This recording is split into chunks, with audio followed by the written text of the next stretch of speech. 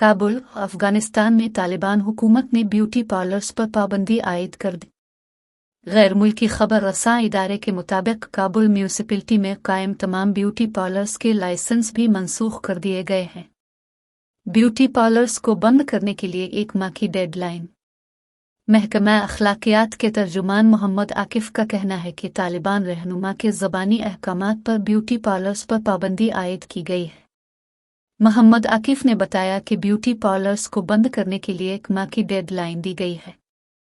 वाज़ेह रहे कि इससे कबल तालिबान की जानिब से लड़कियों के स्कूल्स बंद करने और ख़वातीन के काम करने पर पाबंदी जैसे अहकामात भी सादिर किए जा चुके हैं।